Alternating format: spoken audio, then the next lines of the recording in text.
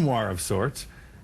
But the other interesting thing, I was reading the papers the other day, is that you were in Aspen, Colorado, part of a anti-war demonstration. And I want to talk a little bit about that. That's on Saturday, yesterday? Yeah. Yeah, definitely. Tell me why you oppose the war against Iraq. Well, it seems like not just dangerous, but insanely dangerous for us, for me. I don't even think it's our war. I think it's Mr. Bush's war. Like they used to say about the Civil War. That's Mr. Lincoln's war. And it just seems incredibly stupid to go off. Here's a man who has taken the country in 2 years from a prosperous nation at peace to a broken nation at war. Well, that's kind of hard to vote for, it would seem, but people keep voting for it. That's what baffles me about the American people now. You said it appears our nation is having a national nervous breakdown. That's what I recognize it as. Explain that. Oh, God, explain. Well, it seems, I think in a nervous breakdown, I believe you kind of seize up and go sideways, more or less paralyzed. We don't want to get into psychiatric research here, but that's how it seems. The utter torpor of the American people in voting for a person who makes them broke, takes away their education, their libraries, and catch me. Catch me if I seem to be wrong with these things. But I live out in the mountains and the woods, and that's what it seems to me. And I've done this for a long time. I've covered a lot of elections and seen a lot of politicians, but I've disagreed with a lot of them. But I haven't been appalled. Nixon, he was fun compared to Bush. He was a liberal. Nixon was a liberal. Compared to Bush. When you look at Saddam Hussein, do you see any evil? Do you have any fear? Do you think that he is a threat? Do you think he has chemical and biological weapons? Well, I wouldn't invite him up to my house.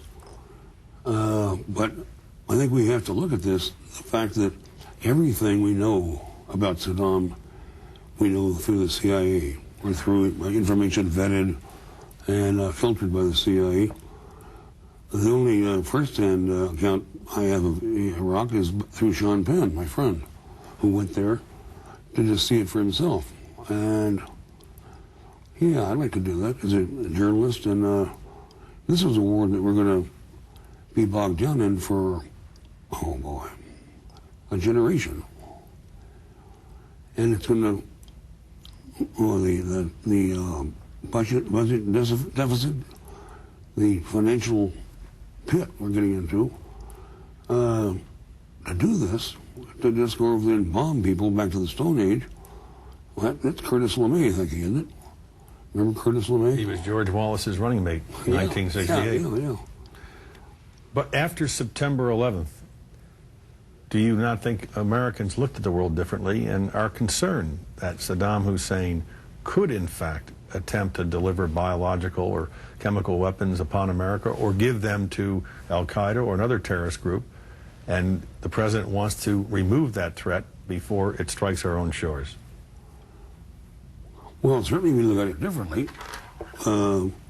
It's hard to ignore that kind of thing downtown at the World Trade Center, but I don't know that we've ever linked Osama bin Laden or Saddam to the disaster down here. And you couldn't take this case to court in an American courtroom and win.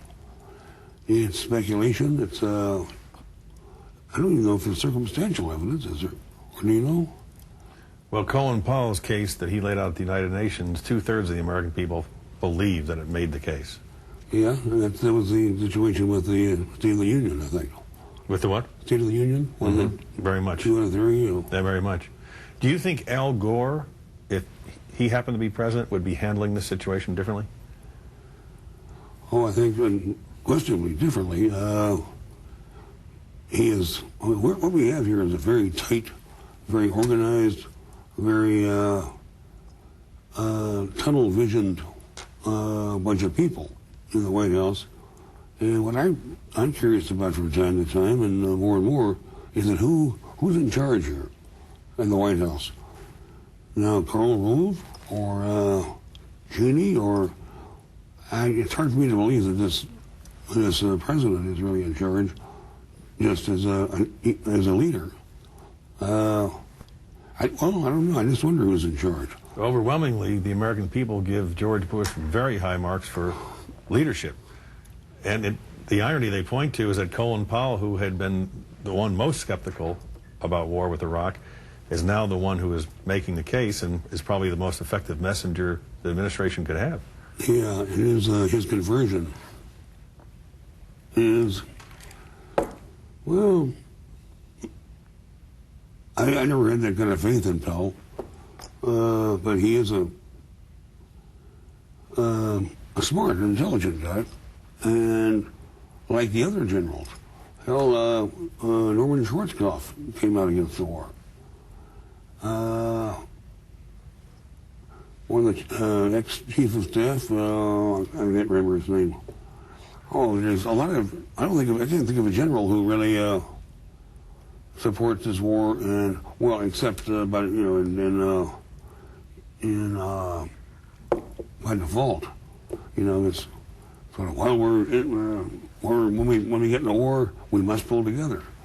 You know, I'm as patriotic as I've ever, as anybody, maybe more.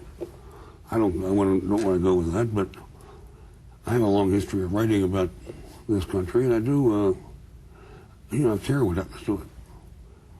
And what is happening now looks to me like dangerously wrong. We're going to take a quick break. We're talking to Dr. Hunter S. Thompson. His new book is Kingdom of Fear.